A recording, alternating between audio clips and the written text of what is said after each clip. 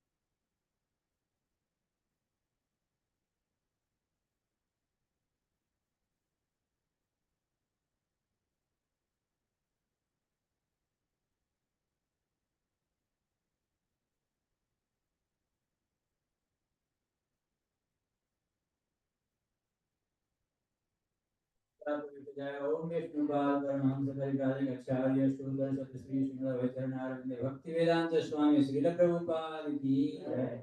ISKCON founder आचार्य जगतगुरु श्रील प्रभुपाद की जय। नंद कोटि वैष्णव वृंद की जय। नामाचार्य हरिदास ठाकुर की जय। प्रेम से कहो श्री कृष्ण चैतन्य प्रभु नित्यानंद श्री अद्वैत गदाधर श्रीवासदि गौर भक्त वृंद की जय। श्री श्री राधा कृष्ण गोप गोपीनाथ श्याम कुंड राधा कुंड गिरि गोवर्धन की जय। वृंदावन मथुरा धाम की जय। नवदीप मायापुर धाम की जय। गंगा माय यमुना माय की जय। भक्ति देवी श्री तुलसी महारानी की जय। श्री श्री गौर निताय की जय। समवेत भक्त वृंद की जय। ताय गौर Premanand all glories to the Holy Ghost, all glories to the Holy Ghost, all glories, all glories to Sri Guru Gauranga, all glories to the Prabhupada.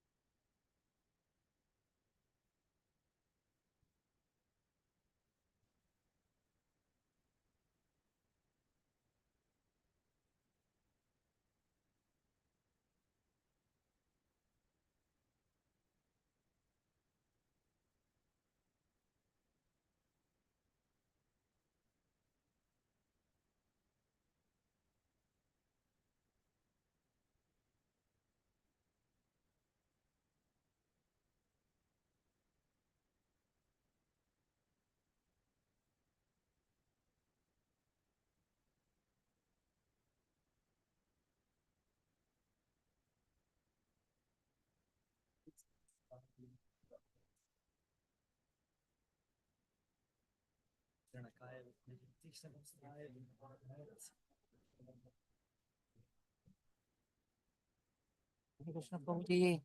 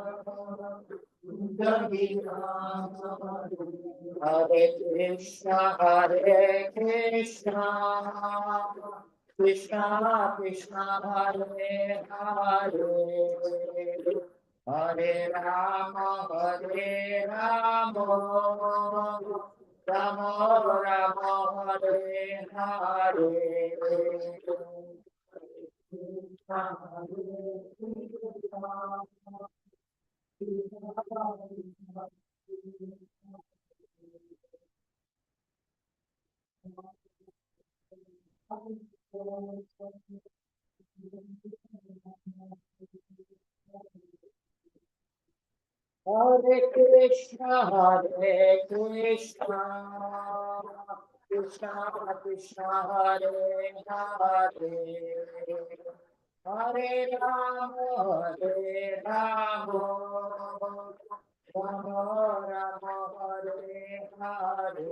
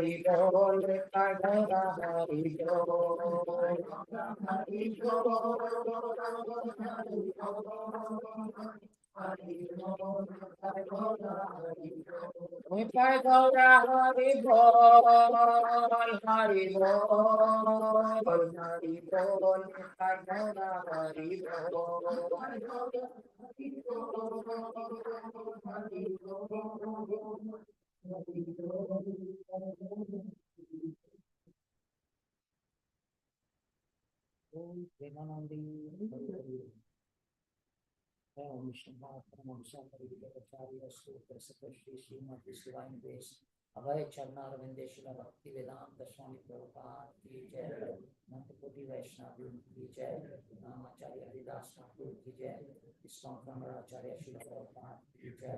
प्रेम से कहो श्री कृष्ण चैतन्य प्रभु नित्यानंद श्री अद्वैत गदाधर श्रीवासदि गौर भक्तवृंद की जय। श्री श्री राधा कृष्ण गोपीनाथ राधा कुंज श्याम कुंज गोवर्धन की जय। श्री प्रभुपाद की जय। निताई गौर Premanandi. Hare Krishna. Thank you all so much for coming to the Sunday feast. You are the few brave ones who have come to the Sunday feast. I had people calling me up and saying, devotees calling me up and saying, Guruji, the roads are so dangerous. How can you have the Sunday love feast? I said, when Krishna is there in your life, there's no danger at all. When there's no Krishna, then there's danger, right? And I personally yesterday wanted to make sure that I do not expose any of the devotees to any kind of danger. So yesterday evening, I drove around all this area to see if there was any place where anyone could be in any kind of danger. I didn't find any. So I said, yeah, we're going to have it for the pleasure of Lord Gauranitai and Sri Lakshmi Narsimha. Why should we stop our Sunday feast, right? Do you all agree? Very good. So today's subject matter is a very special subject matter. It's very dear to my heart. I often like to speak about it because it's something very core to the belief of all devotees. The subject matter is challenges are the best friend of a devotee, are a devotee's best friend. And we'll prove it today. Hopefully, after you leave from here, you look forward to challenges. Nobody wants challenges, but after this session, I hope you will all look forward to these two challenges because it will be to your benefit. So we'll see how. All right. So let's start by glorifying Lord Krishna. Repeat after me. Om Namo Bhagavate Vasudevaya.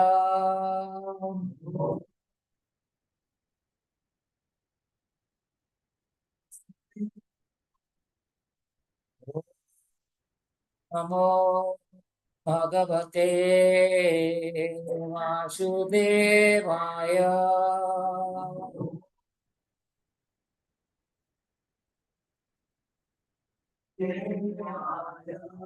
Om Bhagavate Vasudevaya.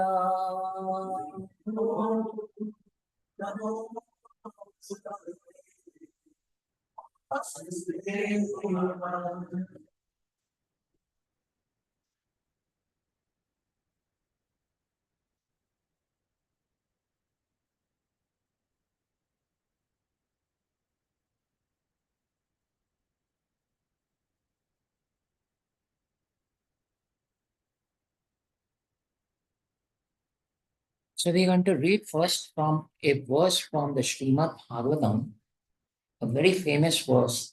How many of you have read the book Queen Kunti's Prayers? Anyone has read the book Queen Kunti's Prayers? If you all have not, you all should all read it. It's amazing prayers, core to a devotee's sadhana. It's very core because it kind of elevates our consciousness just by listening to Queen Kunti's prayers. It elevates our consciousness and brings us to a very high level of realization because Kunti's prayers are truly so fundamental, so elevated that it can truly inspire us. So we're going to read from it and then we will take up the discussion. You all see it there? Vipada santu tashasvat tatra tatra jagadguru bhavato darshanam yat syat apunarbhava darshanam vipada santu tashasvat tatra tatra jagadguru bhavato darshanam yat syat apunarbhava darshanam vipada santu tashasvat tatra tatra jagadguru bhavato darshanam yat syat apunarbhava darshanam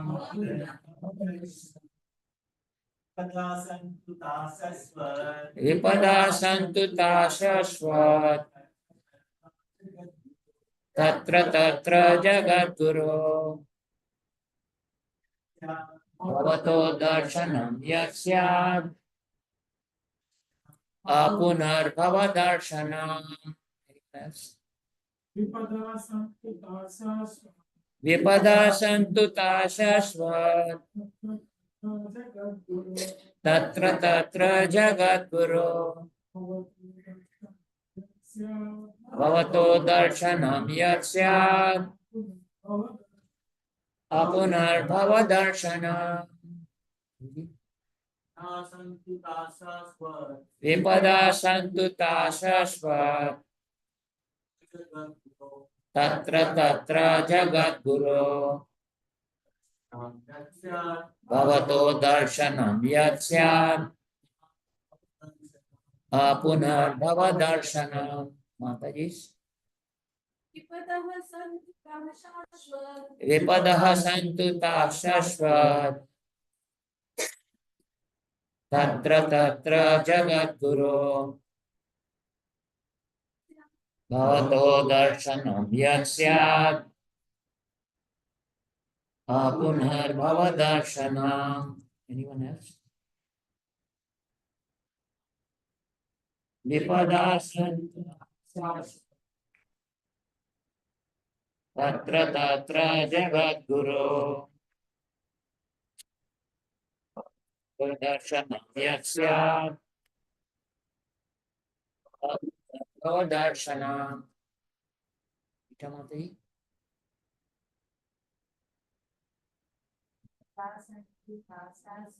Vipada santu tasasva tatra tatra jagatguru bhavato darshanam yaksya punar darshanam. Vipada santu tasasva tatra tatra jagatguru bhavato darshanam yaksya punar darshanam. Anyone else would like to read? Vipada santu tasasva tatra tatra jagatguru bhavato darshanam yatsya punar darshanam. You like to read?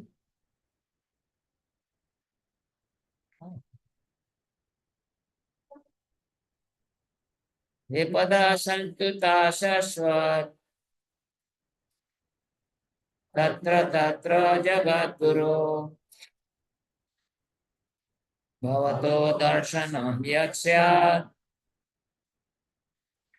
punar darshanam. Word for word. Vipadaha, calamities. Santu, let there be. Ta, all. Shashvat, again and again. Tatra, there. Tatra, and there. Jagat Guru, O Lord of the universe. Bhavataha, your. Darshanam, meeting. Yat, that which. Syat, is. Apunaha, not again. Our darshanam, seeing repetition of birth and death. Translation, please repeat after me. I wish that all those calamities would happen again and again, so that we could see you again and again. For seeing you means that we will no longer see repeated births and deaths.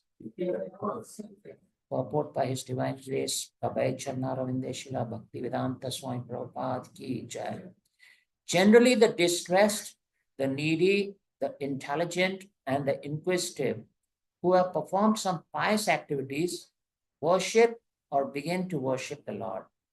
Others who are thriving on misdeeds only, regardless of status, cannot approach the Supreme due to being misled by the illusory energy. Therefore, for a pious person, if there is some calamity, there is no other alternative than to take shelter of the lotus feet of the Lord. Constantly remembering the lotus feet of the Lord means preparing for liberation from birth and death. Therefore, even though there are so-called calamities, they are welcome because they give us an opportunity to remember the Lord, which means liberation. One who has taken shelter of the lotus feet of the Lord which are accepted as the most suitable boat for crossing the ocean of nescience, can achieve liberation as easily as one leaps over the holes made by the hoofs of a calf. Such persons are meant to reside in the abode of the Lord, and they have nothing to do with a place where there is danger in every step. This material world is certified by the Lord in the Bhagavad Gita as a dangerous place full of calamities. Less intelligent persons prepare plans to adjust to those calamities without knowing that the nature of this place itself is full of calamities. They have no information of the abode of the Lord, which is full of bliss and without trace of calamity. The duty of the same person, therefore, is to be undisturbed by worldly calamities, which are sure to happen in all circumstances. Suffering all sorts of unavoidable misfortunes, one should make progress in spiritual realization because that is the mission of human life. The spirit soul is transcendental to all material calamities. Therefore, the so-called calamities are called faults. A man may see a tiger swallowing him in a dream, and he may cry for this calamity. Actually, there is no tiger and there is no suffering. It is simply a case of dreams. In the same way, all calamities of life are said to be dreams. If someone is lucky enough to get in contact with the Lord by devotional service, it is all gain. Contact with the Lord by any one of the 9 devotional service is always a step forward on the path going back to Godhead. That was a nice long purport, but we will discuss this in much more details. I wish that all those calamities would happen again and again so that we could see you again and again. For seeing you means that we will no longer see repeated births and deaths. How many of you actually want to have these calamities that come in your life happen over and over and over again? Nobody does, right? You do. You're an exception because nobody wants that, right?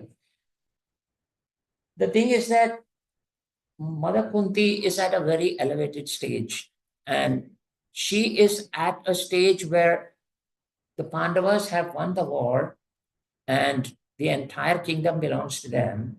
And here is Krishna now, his job having been completed with the Pandavas, he has installed the Pandavas as the emperor, the king of the entire world. Now he is returning back to his home in Dwarka.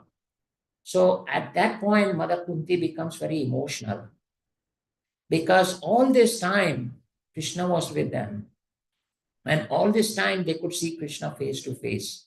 But now, when they have achieved everything, they have achieved the kingdom, they have achieved their own palaces, and they are in a very comfortable state. At that time, they're going to lose Krishna. Right? So now you choose. Would you rather have a lot of opulences or would you rather have Krishna? It's a difficult choice, right? Or not? Come on, speak up. Don't worry. No? No what? So you want Krishna, you don't want the opulences. That's how Kunti's mother or Mother Kunti also feels. She feels that what is the use of all these kingdoms, all this wealth, all these palaces if I don't have Krishna with me? When I didn't have anything, Krishna was with me. Now that I have everything, Krishna is leaving me. So she is becoming very emotional and saying, I don't want all this. All those challenges that we went through. Do you know what challenges Kunti Devi went through? Every single day, her sons were challenged in the sense the other side was trying to kill them. The Kurus were trying to kill them, right? Through all different ways, putting them in palaces of wax and sending demons to kill them. All the time they were in danger. But every single moment they were in remembrance of Krishna. Every single moment. Now let's look at it more practically. Let's say that you are in a situation right? Where you do not know how to handle it. Many of us come to that situation in life, right? Then what do? We turn to God, right? We turn to God and we pray to Him, oh, Krishna, please be merciful. Please get me out of this situation. Don't we say that? At least I do. I always turn to Krishna whenever I'm in a challenging situation. I'm sure everyone does, right? But then what happens? When the challenge is done for, is gone, and you're in a more comfortable situation, then do you remember Krishna or you don't remember Krishna? It becomes difficult to remember Krishna, right? It becomes difficult because everything is so smooth, everything is good, right? So at that time, even for a fraction of a moment, if you think about it, you would think that I would rather have Krishna's remembrance than I have my current situation. And that's what is Kunti Devi's mood. Kunti Devi's mood is that I would rather have Krishna than have all the opulences in the whole world. So let me have those challenges that we went through all these years when the Pandavas were in exile, right? Let me have all those challenges over and over again because at that time I have Krishna with me, right? So now what we're going to do is I'm going to share a PowerPoint, okay? And I'm going to try to prove to you why challenges are so important in a devotee's life. Because if everything is smooth sailing, if everything is perfect, right, then you will be stuck in this material world. You'll be stuck in this material world. You won't be able to get out of it because our mind, our nature, our intelligence is conditioned to enjoy the good times. We only turn to Krishna when the times are not so good, right? So if everything is smooth, we would be very comfortable and we would enjoy it. And Krishna would take a back seat. When Krishna takes a back seat, then what happens? You have to stay in this material world. You have to continue to take birth and die, birth and die. And that's the reason why here it is said in the last statement, you'll see, we will no longer see repeated births and deaths. So if we are in remembrance of Krishna, we never have to take birth again. Right? We never have to take birth again. And that should be our goal. Some way or the other, we should be always in remembrance of Krishna. No matter what the situation is, we should always be in remembrance of Krishna. Okay? Now, a devotee, when he comes to Krishna consciousness, right? I'm not talking for everyone, but in most cases, right? They tend to become comfortable in Krishna consciousness. They tend to become uh, they develop this mindset that since I'm a devotee, I'm chanting, I am doing my sadhana and all that, right? Everything should be smooth for me. I should have no challenges at all because Krishna is supposed to take care of me. Right? Well, that's a myth. We'll show you. We'll show you by example. Just give me a minute.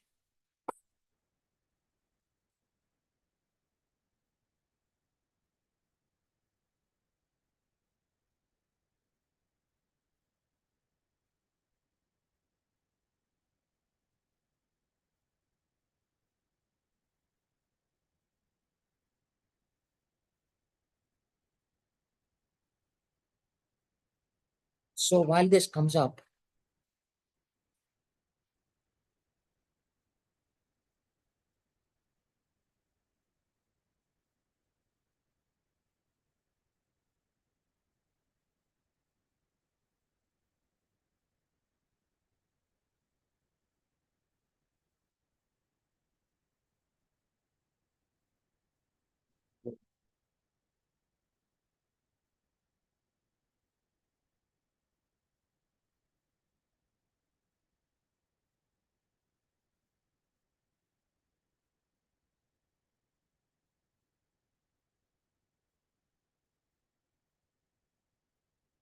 Okay.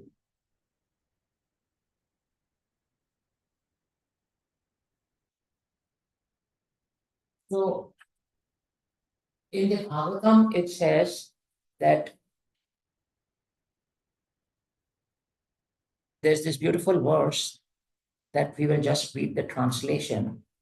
For those who have accepted the abode of the lotus feet of the Lord, who is the shelter of the cosmic manifestation and is famous as Murari, the enemy of the Muradaya, the ocean of the material world is like the water contained in a calf's footprint. Now, if you'll remember, this is what was mentioned by Srila Prabhupada in the purport for the previous verse we read, right? That when you take shelter of Krishna, every challenge becomes like the hoof of a calf. You can just cross over it. That means if you are going to get so much trouble, right, Krishna makes it so much, so little, so that you can easily overcome it, right? When you take shelter of Krishna. Their goal is Parampadam, Vaikuntha, the place where there are no material miseries. Every one of us are here listening to the Srimad Bhagavatam, listening to Katha, and doing the Arati, and we'll be having Prasadam and all that, is because we have an aspiration. We have an aspiration to return to Vaikuntha at the end of this life. Everyone agrees with that, right? We all want to return to where we belong. We don't want to be here. This is not a place for us, right? Not the place where there is danger at every step. Now, here you must understand that there is danger at every step in our life. We may be sitting here and the next moment we get a heart attack or we get a stroke, right? Or we may step out and we may be run over by a car, right? Or we are in the road going somewhere and there's some drunk driver, we get hit, we're in an accident. All those things are not out of the realm, it is very much possible that it can happen to any of us, right? Very much possible. So the Shastras, when they say there's danger at every step, right? We must agree to that. We must accept it. That really, that is true. There's danger at every step, right? So as soon as you step out of the pavement, you're in danger of being hit by a car. This man, he's in his own community. He just came out of his house, and this car just coming through didn't stop at the stop sign and knocked him out. What was his fault? No fault at all, right? Then a house catching fire. You have heard about the news in Los Angeles? I mean, come on. How many innocent people have lost everything they owned? Everything they owned due to no fault of theirs. Right? This can happen to anyone. Just a lightning hits and you may have your house burned down. Or a tornado passes through and it carries your house away. Right? There's the tornado I was talking about. It can take your house away. And you may get a stroke, a coma at any time, and you're hospitalized. 1 minute back, you were nice, hale, and hearty, and the next moment, you're laid out. So there's danger at every step. And these are not something that's happening to others. Like we say, this only happens to others. This does not happen to others. This can happen to anyone and everyone. There's this wonderful story of Yudhishthir Maharaj, right? He sends his brothers to get water from a lake, right? When the first son goes to the lake says, you can take water only if you answer a question of mine, right? And he says, okay, what's the question? He says, what is it that, let's see what the question was. What is it that everyone is seeing happening in this world, but things that won't happen to them, right? And he could not answer, so he falls dead over there. The second son goes, the second brother goes, third, fourth, everyone goes, and finally Yudhishthira, right? No. The question was, what is the most astonishing thing in this world? What is the most astonishing thing in this world? And so when Yudhishthira Maharaj comes, the lake again asks him the same question.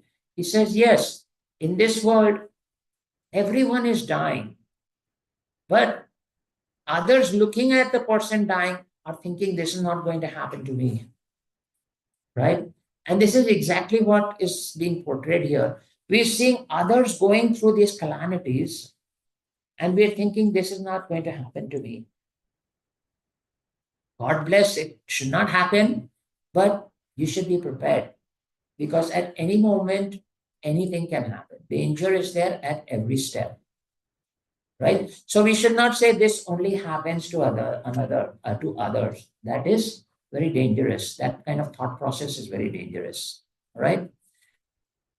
Now, here you see, this is a picture of someone who's being screamed at by his boss, or you can take it that a wife being screamed at by a husband. Right? These are situations which are happening in every house, in every workplace also, right? It's happening in every workplace, creating stress for us, creating a lot of distraction for us, right? This is the most common distraction or the challenge we face. The challenges at home and the challenges at work. If there's anyone who's working and says, I have no challenge, I would like to talk to you and find out how I can be in that situation. Or if there's anyone who says at home there is no challenges at all, it can't happen because that's how the material world is made. That's how it's made. You cannot have a Vaikuntha-like atmosphere in this material world. The only way to have that is when you take both husband and wife, both the whole family takes shelter of the lotus feet of the Lord. That's the only time it can happen. Do you all agree? Now, I'm not saying all families are stressed out and all that. I'm not saying that. But I always talk about the majority, right? How many people are here in this room listening to Bhagavatam? And how many are outside? Right? Many more number of people are outside than here, right? So we're talking about those unlimited number of people who don't even want to listen to the Bhagavatam, right? And they don't understand the stress and the strife they go through at home or at work. But devotees, I hope they understand and they take more shelter of Krishna. And that brings peace and happiness in their life because only shelter of Krishna can bring peace and happiness. So this is one challenge that everyone faces. Okay. Now, the Srimad Bhagavatam is the Amala Purana. Everyone agrees that is the highest of all Puranas. There's no Purana like the Srimad Bhagavatam. That's the reason why our gurus and all, they always say that you must read the Bhagavatam every single day. Even if you read just one verse, but you must read the Bhagavatam every day. That's how purifying it is. Because that's what brings us closer to Krishna. Bhagavatam brings us closer to Krishna. Bhagavatam is the personification of Krishna. Right? So we must read the Bhagavatam every day. Right? And in the Bhagavatam, when you read it, what is the Bhagavatam all about? From Canto 1 to Canto 10, you will see that it's all about challenges. And elevated devotees like Prahlad Maharaj and Dhruva Maharaj, they are going through challenges in this material world. Such challenges that we cannot even imagine, we cannot even conceive how we would handle those kind of challenges if they happen to us. From beginning to end, it's all about challenges. And the only reason it is so is because only through challenges can you come closer to Krishna. Every single devotee you'll see here who faces challenges in the Srimad Bhagavatam, what do? They take shelter of Krishna. They take shelter of Krishna. So the very first example is Prahlad Maharaj, who is the greatest of all devotees, right? What was Prahlad Maharaj put through? Can you even imagine? He was trampled by elephants. He was thrown from a cliff, from a mountain. They tried to put him into a fire and burn him, right? He was exposed to serpents and snakes so that he would be killed. And so many other ways his own father tried to kill him. I don't think there is any challenge greater than to have a father who is your enemy. A father is supposed to uh, nurture the child. The child looks up to the father because the father provides the role model for the child. And here is a father who is against his own child. That's the greatest of all challenges. That's the reason why Prahlad's episode in the Bhagavatam is considered as the highest of all. If we just keep reading Prahlad Maharaj's lifetime and this whole Leela that happens in the Bhagavatam, that's enough to purify us. When Chaitanya Mahaprabhu came, all he would do is he would tell Gadadhar Pandit to read Prahlad Maharaj's Leela over and over and over again. That was the power of this Leela and how purifying it is. Because in this situation, what saved Prahlad was his faith in the Lord, was his faith in Krishna. Now you may say, this all doesn't happen to me. How can this all happen to me? I will explain to you how each and every one of these things are happening to you today also. Being trampled by an elephant, right? At your workplace, you're always being trampled by your boss, maybe other colleagues who are envious of you, right? They're trying to bring you down, they're trying to put you down, right? It may be even happening in your house, right? It may be happening in your friend circle anywhere, right? Envy is everywhere. And where there is envy, there is animosity.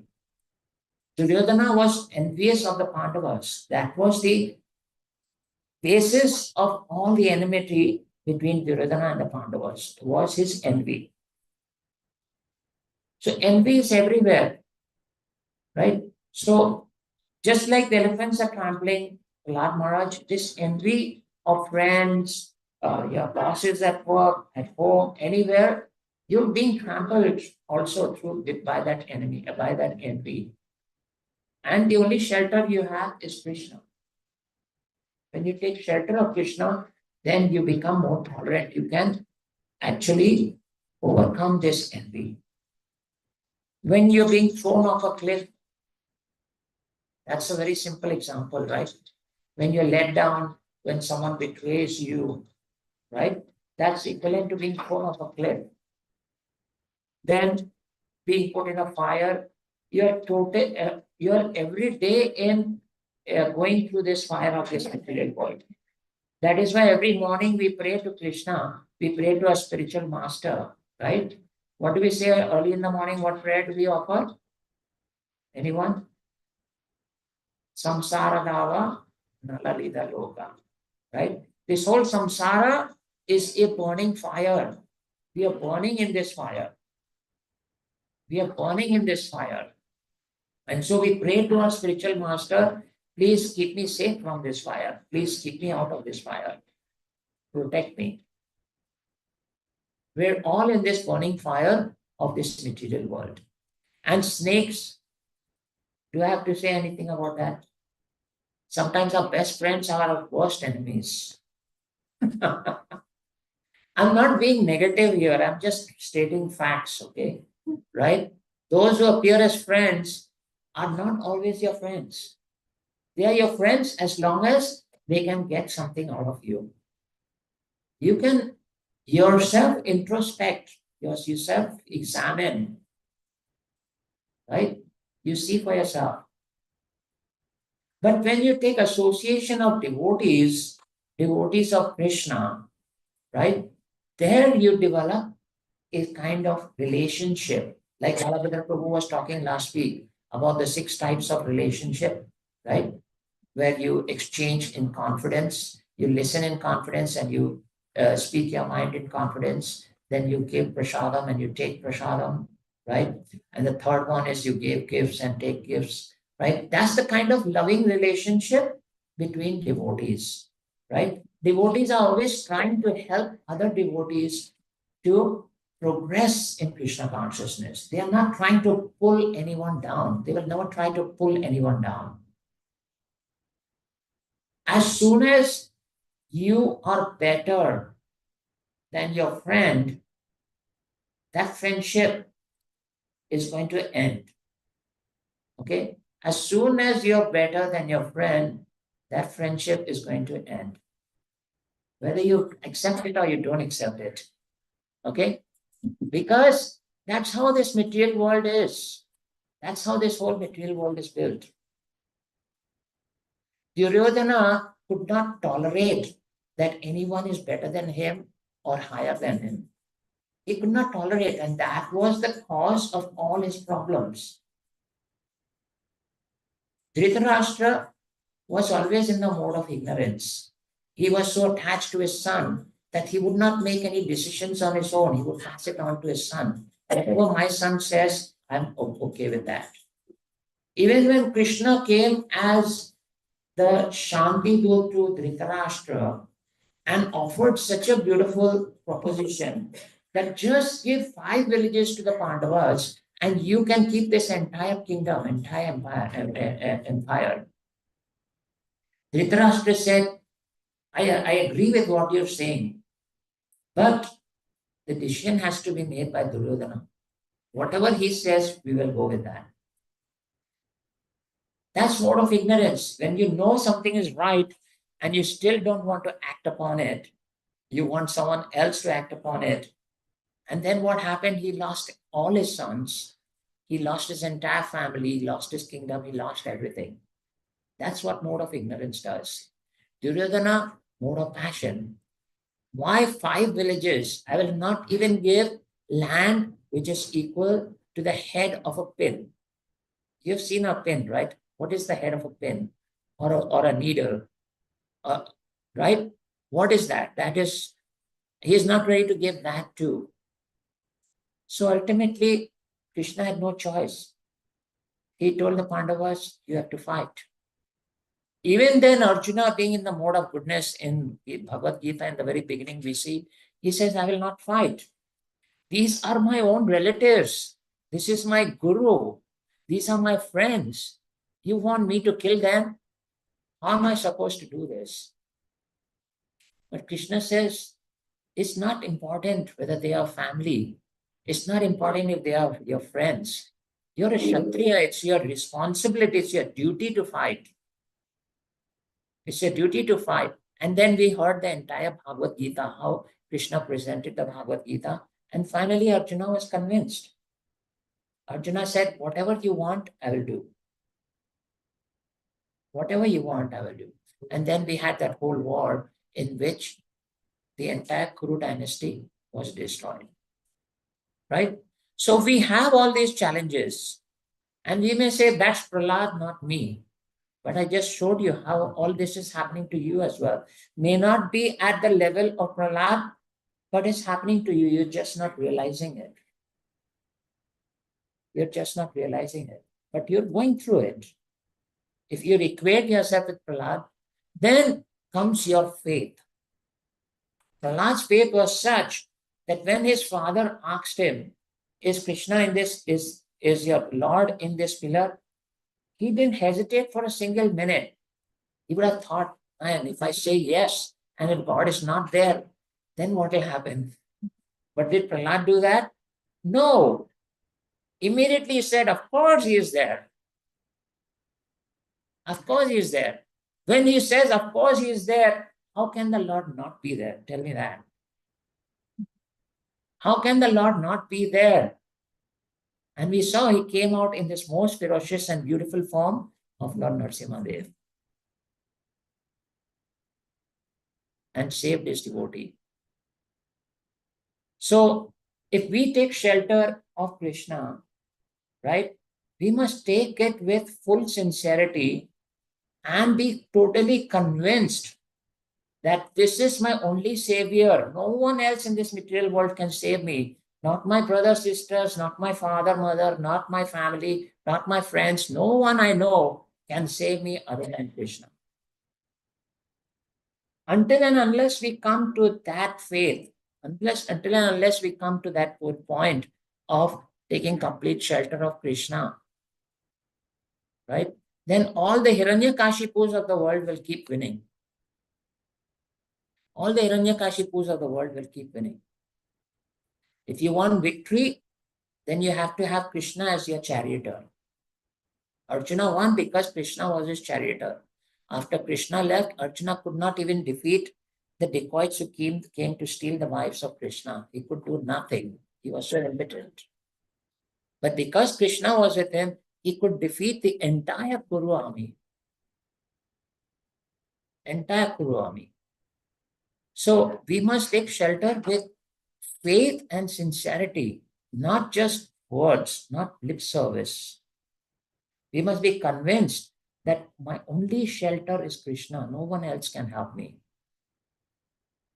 Then, if we say, yes, Krishna is in this pillar, he will be there. Let anyone break that pillar, Krishna will come out of it. Because Krishna is seeing the sincerity. Then we come to Dhruva Maharaj. We just discussed Prahlad Maharaj, his challenges. Then Dhruva Maharaj. Same situation, family situation, right? His father won't allow him to sit on his lap because of his second wife, right? He's so attached to his second wife. Whatever his second wife says, that's what he wants to do. So he won't even allow him to sit on his lap. And this poor boy goes crying to his mother Suniti, and she says, your only shelter is Lord Vishnu. And so what does Dhruva Maharaj do? He goes and finds Lord Vishnu. And then Lord Vishnu gives him what? Gives him a kingdom which is greater than even his grandfather Brahma. You know that Dhruva you see, Dhruva Tara you see, right? That's the kingdom of Dhruva. That's the one star that's always shining. Only at the end of this material world does that star move over. And then when against the material world is remanifested, then it can be seen again in this material world. But it's eternal. It's eternal. Even when the material world ends, the Dhruva always is there. Right? So, Dhruva went through so much anxiety and still he came out ahead because he took shelter of Lord Vishnu. Do you all know who this is? This is Indradumna Maharaj. He is in meditation, right? And at that time, he gets cursed by a Muni because he was so deep in meditation, he did not realize that this Muni was here. And the Muni curses him because he got ignored. And he had to become, I'm sorry, this is, correct. And he had to become Gajendra in his next life because of the curse. He had to become Gajendra. And in that life, he was challenged by a crocodile. As you all know the story, you all know the Gajendra Moksha story. He was challenged by a crocodile, but his remembrance of Krishna saved him. Krishna was there for him. As soon as he remembered Krishna, Krishna was there for him. He came and beheaded the crocodile and took Gajendra back home. Again, you see the challenge and the shelter of the Lord, how it saved a great devotee. Here you see Maharaj Chitraketu. His only fault was that he saw Mother Parvati sitting on Lord Shiva's lap, right? And he smiled. The reason he smiled was not because it was derogatory towards Shiva. The only reason he smiled was that he was thinking Lord Shiva is so great that even with Mother Parvati sitting on his lap, he is so intense in his meditation that it does not disturb him. But Mother Parvati took it in a completely different way. She thought, oh, he's laughing at us because I'm sitting on my husband's lap. And she cursed him. And she cursed him. And he had to become a demon in his next life. Have you all heard of the demon Vritrasura?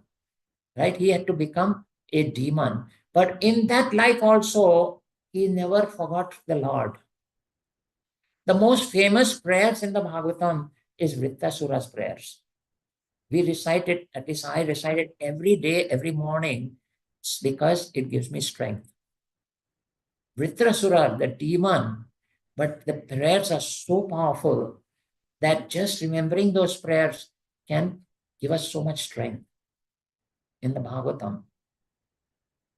So you see another case where devotees are put through this challenge. And they are put to extreme challenges. Nobody is here to cause us to become an elephant or to become a crocodile or to become, um, um, what was that? To become a demon, right? Nobody is here. But still, they took shelter of the Lord and they were purified. They were saved. Last story I will tell you about is what we are reading in Canto 10, Manigriva and Lakuvera. These two are the sons of Kuvera, the treasurer of the heavenly world, heavenly kingdom. Now they are very rich, very opulent. They have so much money that none of us here in this material world can imagine. But that money spoiled them. The money spoiled them. And so they were enjoying with other women, right? And they were disrespectful towards Narada Muni. They were disrespectful to Narada Muni. So Narada Muni is one of the greatest Munis. He's always looking for how to do the best for these living entities, the souls in this world, how to release them from this material bondage. So he cursed those two sons, right? He cursed them that y'all are in this river, y'all are naked in front of me, it's showing no respect to me. Okay, I curse you to become trees in your next life. And so we know the story that they both became trees in the next life.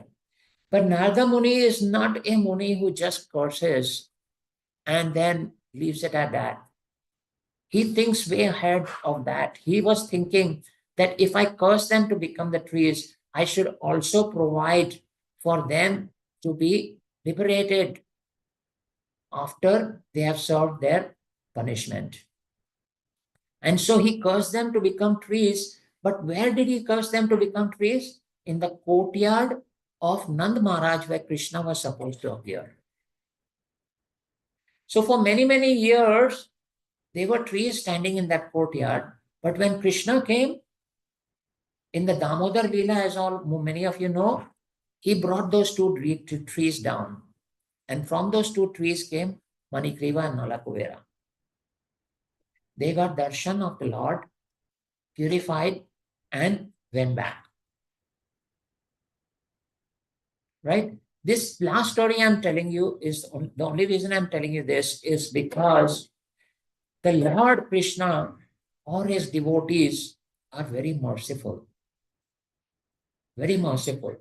One should never take any kind of criticism from a senior devotee as a criticism and consider it as a blessing actually. When Srila Prabhupada criticized one of his devotees, he was ecstatic. He was so happy that my spiritual master is, he has blessed me actually. He has blessed me. That is the attitude one must have towards the devotees of the Lord, pure devotees of the Lord and the Lord. They are non-different. So Narada Muni, being so great a pure devotee of the Lord, you see how he cursed, but he saved them actually. Because if he had left them in that situation, they had no scope of any kind of liberation. They would have sunk lower and lower and lower. Right? So he saved them actually. So we should take shelter of Krishna or his devotees and we will be saved. All right. Here is the case of Ajamila. He led a whole life of sin. You all know the story of Ajamila. He led a whole life of sin. At the last moment, the Yamadutas came to take him to hell. At the last moment, when it's time for your accounts to be settled, right? Your destination is decided at that time. So either the Yamadutas will come or the Vishnu Dutas will come. Vishnu Dutas will take you back and the Yamadutas will take you to the deepest regions of hell. So here you see the Yamadutas have come to take Ajamila to hell. But he gets saved. You know how he gets saved? He had named his son as Narayana and he was very attached to his son. When he saw these Yamadutas, he screamed out, Narayana. That's it. Even though he was not in remembrance of the Lord, but he chanted his name. And the Lord and his name is not different. Immediately, the Vishnu Dutas came and they drove the Yamadutas away. And they gave Ajamila an extra span of life in which now he became very serious, did devotional service, and then he went back home. So all these situations you see, these are the challenges that we face in this material world. And our only shelter is Krishna. Now, you must keep in mind that these challenges are necessary for us to grow in our devotional life. They are necessary. Because otherwise we will never be serious about our devotional service until and unless we get challenges. I'm also a priest here. I'm many times serving in the Narsimha altar. So many people come, right? Not necessarily devotees. One person comes and says, Prabhuji, can you please pray for me? I lost my job. Another person comes, Prabhuji, my project has ended. I don't know what's going to happen. I have a family. Can you please pray for me? Another person comes, my father is very sick. Please pray for me, right? All those things are actually helping me purify myself. Because the reason I say that is because when they come to me with all these challenges, right? Of course, I'm praying for them, right? But at the same time, it's increasing my faith and my realization that these challenges are happening to them. It's happening to everyone, including me. So I should take more and more shelter of God. But then after these challenges are gone, right? You must not give up. You must not give up on the Lord. You must come back and at least express your gratitude. Oh, Krishna, you saved me from this situation. I know I would not have been out of this situation if it was not you intervening on my behalf. Right? Then when we have that gratitude, that is our purification. If we just take and we keep, then that's only limited to that moment. But when we take and we give in terms of gratitude, right? Then it's like a river flowing. There's no dam here, there's a river flowing. Then Krishna gives more and more and more mercy. Because he sees this person is grateful. He sees this person actually realizes that I'm the one who helped him and he's coming to me and actually thanking me for it. Then Krishna becomes more merciful. He becomes more merciful. So gratitude and sincerity, those are very important things. And then we can go on. There are so many other instances. I'm not going to go into all of them. So here it says, I wish that all those calamities would happen again and again. Kunti Devi is saying, I wish that those calamities would happen again and again so that we can see you again and again. For seeing you means that we will no longer see repeated births and deaths. This is the solution. This is the solution. In Bhagavad Gita, chapter 8, verse 15, Krishna says, Mam upetya punarjanma dukkhalayam ashvasatam. Right? He says that those realized souls who have attained me, they never come back again to this temporary world, which is full of miseries. They never come back. Right? So here it is certified by Krishna himself that this world, material world, is a place of miseries. In French, they say uh, quod erat demonstram. Have you heard this phrase? Quod erat demonstram. In short, it is called QED. Those who would have done advanced maths, when you prove a theorem, right? At the end, you put QED. QED means proved beyond a doubt, right? So what more proof do you want when the creator of this world himself tells you that this place is a place of miseries, right? If we go around looking for happiness in this material world, we're just getting what is considered as illusion. There's no real happiness in this world. Real happiness is only when you take shelter of Krishna. There cannot be any happiness unless you take shelter of Krishna. But in the very next verse, he gives a solution for it.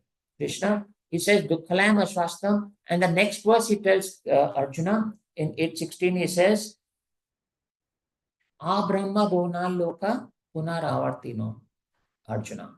From Brahma Lok all the way to the lowest planet, they are all places of misery.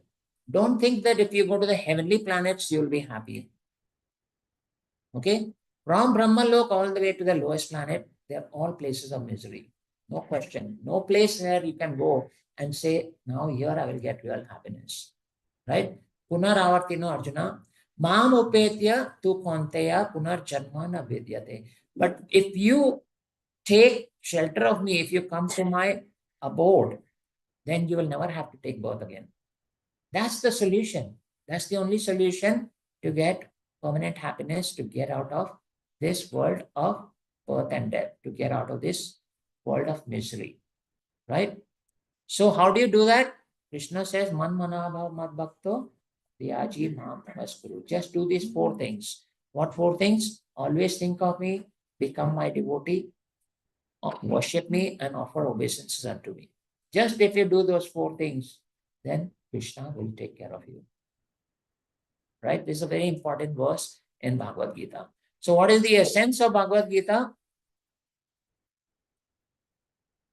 Always remember Krishna, never forget Krishna. And challenges is the only way that you can always remember Krishna and never forget Krishna. If you have no challenges, you will never remember Krishna. And that is the reason why Mother Kunti is praying. Let challenges come over and over and over again, because then I know you are with me. Otherwise, everything I have is worthless. If you are not with me, everything I have is worthless. So thank you all so much. Is there any questions or any comments? All right. I hope you are convinced that challenges are necessary in order to advance in spiritual life. Right? So don't look at challenges as something bad. Look at something that Krishna is sending you to help you. If you're falling from a cliff, then you hold on to the closest twig that you get. You hold on for your life. You hold on very tight. You won't let go, right? That's how you should hold on to Krishna's lotus feet. Don't let go. He's the only support for you. If you leave, then you fall deep down into the raven, right? Hold on to his leg. Just don't lotus feet. Don't let it go.